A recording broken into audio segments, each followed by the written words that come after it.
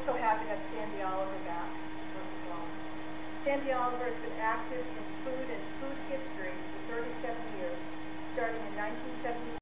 We'll begin with Sandy, we'll go on to Andy and the demonstration, and then it will be tasting time. So with that, Sandy Oliver.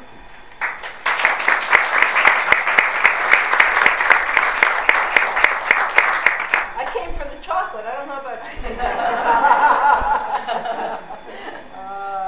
this is a fun topic.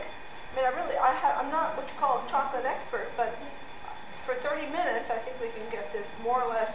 We're going to fly right over this. And if you have a question, I'll try to provide some time at the end so that you can ask me, and I can say, oh, gee, I don't know, but we'll find out. Yeah, as Christina said, thank you, Christina, for having me back again. It's really lovely to be in this barn once more. Well, this is the very barny, but anyway. Yeah, chocolate started out as a beverage. It was one of those, it's one of the big three, coffee, tea, and chocolate.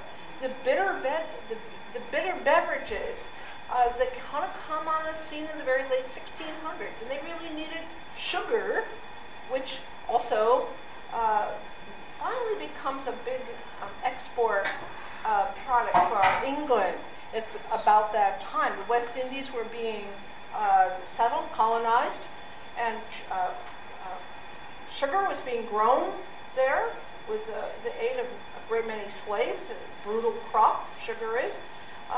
And so was chocolate. Chocolate was also being grown in the West Indies, and all of the early American, all of the colonies were bringing their chocolate up from the West Indies. We always think about rum and the West Indies, but we were getting chocolate from the West Indies as well.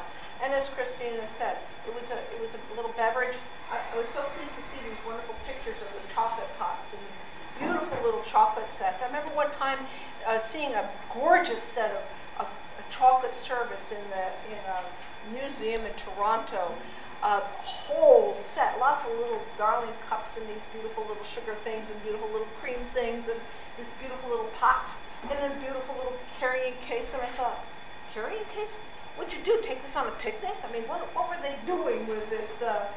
But it was a gorgeous little ceramic set, very specialized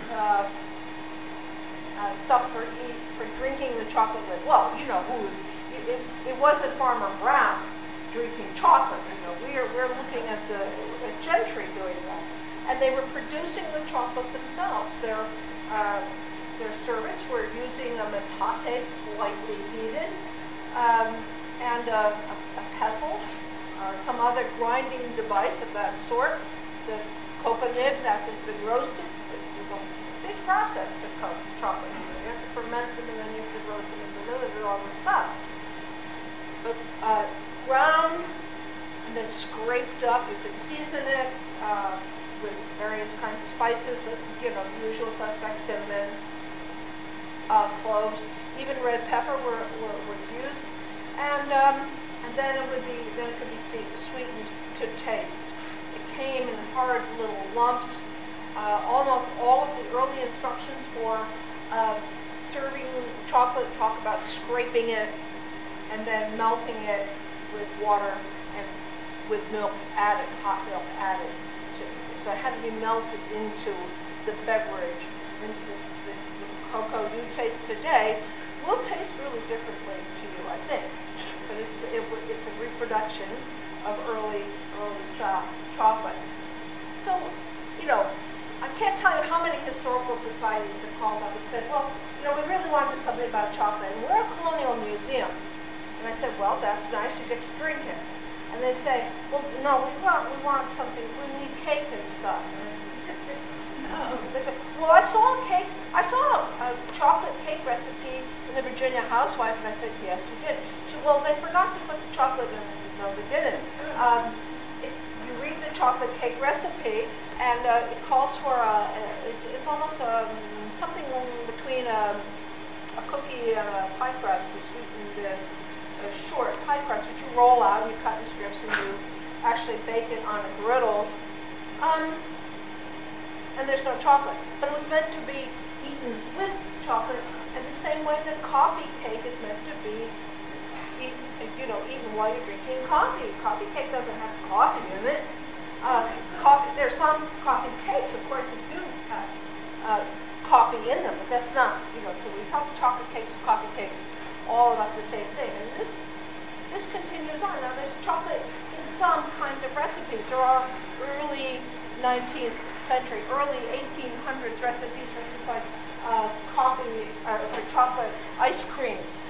You'll see the odd coffee-flavored pudding. But we don't see very much, we don't hear very much about coffee or chocolate. Why am I talking about coffee? Do I need a cup? Chocolate as an ingredient in things until chocolate gets a heck of a lot easier to use than the old scrape and incorporate method calls for. And a lot of the early recipes for chocolate use what we would regard, from our perspective now that we have had death by chocolate, downright insipid quantities of chocolate. It's barely there, and people who eat the cakes are sort of startled, like, whoa, who left out the chocolate? But they were very mild. In fact, I have found recipes for cakes from the middle of the 1800s that get away calling themselves a chocolate cake by virtue of a filling and the chocolate frosting on the top. It wasn't the cake that was chocolate, but it was chocolate filling. To be absolutely fair, they did the same thing with orange and some other flavors as well. You made it into an orange cake or a lemon cake or whatever by virtue of the frosting and the filling, which carried the flavor along. So what finally puts chocolate in the kitchen? Well, we shouldn't be too surprised that it's some kind of a process that makes it an easier ingredient to use. And there may be some familiar names involved here. One of the first people to work at processing chocolate commercially was a fellow named Dr. James Baker. Yeah, and he actually had a very early start on this. 1780s is when he first started to develop his product. He lived in Dorchester, Massachusetts, and I don't know this for a fact, but you know, there was chocolate rationed out to the Continental Army during the Revolution. They did get chocolate from time to time. A little piece of that is as part of their regular rations. They got coffee as well, not always real coffee, but apparently they did have chocolate from time to time. I don't know if James Baker knew the nearby, I forget the name of the officer who's in charge of supplying the army, but one suspects that there may have been some connection there. But you know, his process for making the little hard squares, which went out and were sold, really was actually never patented until the 20th century. Almost all of the chocolate used in the 19th century were the little hard squares. You could, and they were not quite, I've never been able to quite get at how they worked, or how they really tasted. I have a feeling that they were bitter, that there was a lot of chocolate in, a lot of sugar in a lot of the chocolate recipes, which offset that bitterness. There's no question that it was a little bit of effort. You always had to scrape the chocolate in order to get it to you, so it must have been wicked hard. And it must not have been terribly susceptible to melting, because I think they would have said to melt it otherwise. The recipes uniformly say scrape. Now, let's move into forward in time a little bit. Let's visit the Chicago, the Columbian Exposition of the Chicago World's Fair in 1893. There were European chocolate makers at that fair, and they brought with them European chocolate making machinery. And a fellow named Milton Hershey was wandering around and said, I'm going to buy that machine. And he did. He bought a machine. He didn't quite get the whole picture on making it. It took him about 7 years of fiddling around with the machinery and various processes in order to come up with the Hershey's chocolate that we know. And at first, he was really aiming at an easier chocolate to use in beverages. So cocoa powder, and then he also was very interested in making chocolate bars. So that the Hershey bar that you and I all know and love, and the Hershey Kisses, and all these other little confections. That's really what Milton Hershey was aiming for. Just to increase the market a little bit more by making this an easy-to-use beverage, an easy-to-use, a nice, inexpensive confection.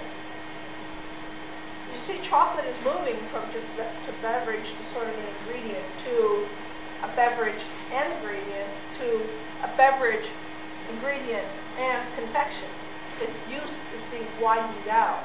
And the chocolate is becoming more intense because right about the 1900s, early 20th century, one of the things we start seeing is larger quantities of chocolate in chocolate cakes. And these cakes are nicknamed devil's food cakes. Now, why devils? Well, think about the dark side, right? Well, there has to be a light side. And right at the very end of the 19th century, the light side was angel food cake, which was a sponge cake, a nice white, egg white only sponge cake. Very popular. I mean, it rose beautifully, and it was very popular. There's a wonderful little quote that it comes from, I don't know where, I can't remember anymore. It said that angel food cakes have driven the old seed cakes into obscurity. Well, a lot of cakes in the earlier part of the 19th century, late 18th century, had, caraway and wonderful things like that in it. They were hearty cakes with butter and all. And so along comes angel food cake, and everybody's swooning over angel food cake. So the devil's food provides a contrast to that. It's dark, it's rich, it's everything that an angel food cake is not. You can see that it grabbed people's imagination. One of the kinds of sources that I work with a lot are community cookbooks. These are the cookbooks published by ladies' auxiliaries and church groups and so on to raise money. And for a wild little giddy spell there during the 1920s and the 1930s, these books are chock full of devil's food cake recipes, and handwritten recipe collections are too. Mrs. So-and-so's devil's food cake, Mrs. somebody else's devil food cake, cousin so-and-so's devil food cake, just all over the place. People were really experimenting with this. And of course, Milton Hershey was saying, oh good, they're using a lot more than the 2 squares of chocolate that little Dr. Baker was purveying. Well, so Dr. Baker was probably cheering too, because he was also selling more. As more chocolate ends up in recipes, the more chocolate everyone's selling. Well, you know how it works. We're never satisfied. We have to keep upping the ante. Oh, I wanted to say one thing about German chocolate cake too. Lots of people have said, oh, well, that came from Germany. It was German's chocolate. This was a recipe that the German chocolate company purveyed, and it's actually had a lot of holding power. This cake has persisted beautifully. It has its adherents, and I have a neighbor in my island community who always makes it as a birthday cake for somebody in her family, but it wasn't a German recipe. Actually, the Europeans had a lot to do with how we ended up adopting chocolate here. They seem to have been more interested in the more intense flavors of the chocolate than any American seems to have been. And we keep looking to Europe. We liked what the Dutch did with the chocolate. They subjected it to an alkaline process, which made it less bitter. We liked milk chocolate. We liked milder chocolate all through the last part of the 1800s and into the 20th century. We preferred that nice, milky, sweet chocolate, the little bonbons, the Hershey Kisses. Until recently, we're almost uniformly a milk chocolate, very sweet milk chocolate. So, what's going on here? How do we end up with the kind kind of this death by chocolate phenomena that we're all working with now. We're all walking around in this kind of bittersweet chocolate haze, you know. When did we do that? When did that start to happen? Well, according to some American food writers, we don't see very much of the decadent chocolate stuff until the 1990s. However, the word or the phrase death by chocolate shows up as early as 1975. Most of us were about 10 years old then, and so we may not have a very good memory of that, but the first death by chocolate recipe comes out about that time, and it gradually works its way into our imagination. The first one of the earliest cookbooks named Death by Chocolate was written by Marcel Saulnier, and his book came out in 1992. I don't know if any of you have been to Colonial Williamsburg. Remember the Trellis restaurant, not too far from that. That was Marcel's joint. I remember going there and eating, he called it chocolate transportation cake. Oh, what a cake that was. It was huge. It came out in dense chocolate layers with chocolate filling and ganache and all this. Whoa! That cake was so fabulous. It really was wonderful. It was so intensely chocolate. That's not to say that there hadn't been some intensely chocolate things earlier. One of my favorite chocolate ice creams comes out of Mary Henderson's Practical Dinner and Cookbook. And it's a lovely chocolate cake, but it was chocolate ice cream. But it was written and that recipe was written in the 1880s. So you could have gotten more intense chocolate flavors. So, and during the 1890s, chocolate steamed puddings are often very richly chocolate flavored. One of the things that I think is very interesting about chocolate is that in New England, and possibly especially in Maine, chocolate unseats molasses. You know, molasses was the strong, somewhat bitter flavor that we used a great deal in our cookery. And chocolate comes along and just gives molasses the old heave-ho. Here's a hint that this is what was happening. If you look at marble cake recipes from the 1890s or so, you'll find that the dark part of the marble cake was a molasses cake that was swirled in. In the 20th century, it's chocolate. Who do you think might have been in back of that?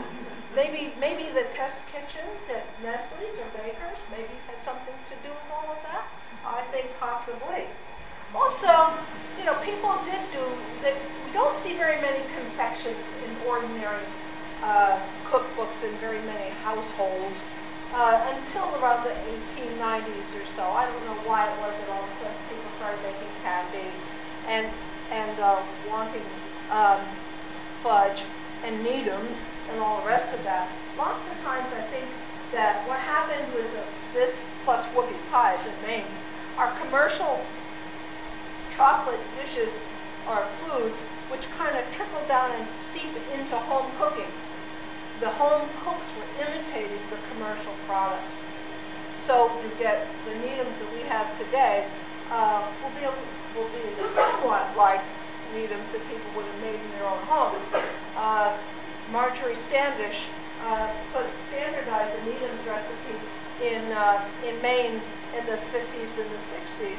And horrifyingly enough, she calls for a slab of paraffin to be dissolved in with chocolate, and you dip your candies into that. Well, the paraffin made it go on really nicely, and I can see why home cook, who maybe had a fuzzy notion of tempering and how to make a chocolate work really well, would say, oh shoot, stop messing around with that now, you know, it'll go, you just take your little toothpick and dunk it in, it comes out nice and shiny. It's just horrifying to me. When I make Needhams, I paint ganache on. I just do not, you know. I'm a coward about cooking with chocolate as far as confections are concerned. I'll admit that right out. Though my sewing circle makes fudge every year. Fudge is a standard. You find this all over in Maine, all over New England really. It's a standard church bake sales and all the rest of that. Our sewing circle has fudge recipes up the yin yang.